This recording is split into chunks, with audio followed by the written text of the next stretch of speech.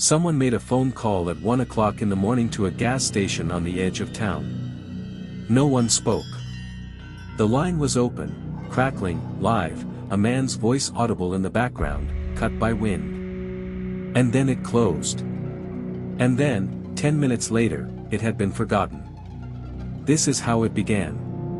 CC had worked the night shift at this particular gas station for over 6 years. 6 years of empty hours and strange characters and the particular rhythms of a place where the town ends and the dark begins.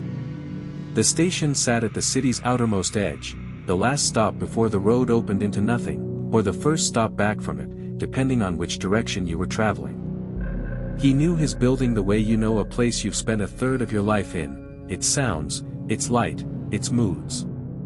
He knew what normal felt like. That night, normal began to slip away around the time he went outside to service the pumps.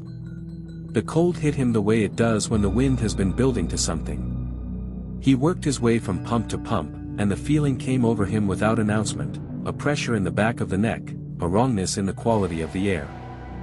Not fear, exactly. The precursor to fear.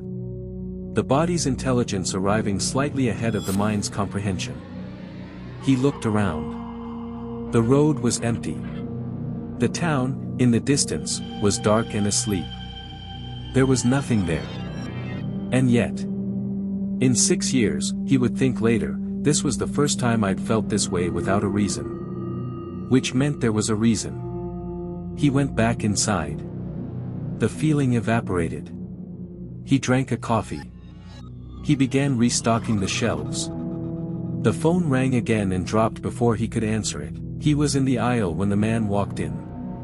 The door opened to the cold and then closed, and CC looked up from the shelf, began to say hello, and his voice failed him halfway through. The man's face was wrong in a way that's difficult to specify. Not visibly dangerous, not wild-eyed, not aggressive. Just empty of the ordinary social signals. No nod. No slight smile of acknowledgement. Just a stare, flat and level, and then the man began to move through the aisles with the slow, deliberate pace of someone who wasn't shopping. CC moved behind the counter. The man snaked through the store, looking at things without seeing them. And as CC watched him, the feeling sharpened into something specific: he isn't alone. He started checking the windows. The parking lot was dark. Snow fell. Nothing moved. And then the man's eyes found CC's, and this time they didn't release. The stare held. And the message in it, unspoken, unmistakable, was do not move. Do not reach for anything. Do not make a sound. CC looked toward the window. Someone was moving past it. A figure, passing quickly, going around the side of the building. He looked back at the man inside. The man was still watching him. Still waiting. The sound from the back door came less than a minute later, a thump, then several more, then a heavy crack of metal giving way. The second man had breached the rear entrance, not quietly, not covertly. Loudly. With the confidence of someone who doesn't need to hide.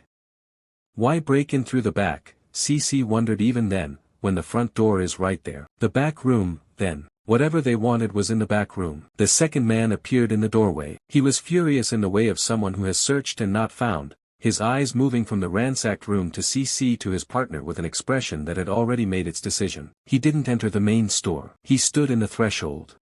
And then the first man moved. What happened next took perhaps 30 seconds and occupied a much larger space in memory.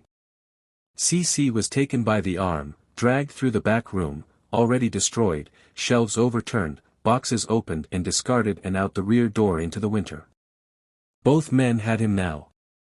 They pushed him across the back of the building and into the open field beyond, through trees and deep snow, in 10-degree air without his coat or gloves or boots, moving until the lights of the gas station had disappeared entirely and there was nothing around them but dark trunks and the sound of their own effort and the cold pressing in from every direction. A quarter mile from the building. In the trees. And then they threw him down, face first in the snow. He waited. He waited for the sound he was certain was coming, the last sound he would ever hear. Footsteps moved behind him. Then away from him. Then gone. He lay in the snow for a full minute before he trusted it. Then he turned. Then he ran, following their tracks back through the dark, back to the building, back to the phone. The police came. A camera image was good enough to identify one of the men, and he was found. But he said nothing. Not about his partner. Not about what they were looking for. Not about why CC had been dragged into the woods and left to freeze rather than simply restrained or threatened. Nothing of obvious value was missing.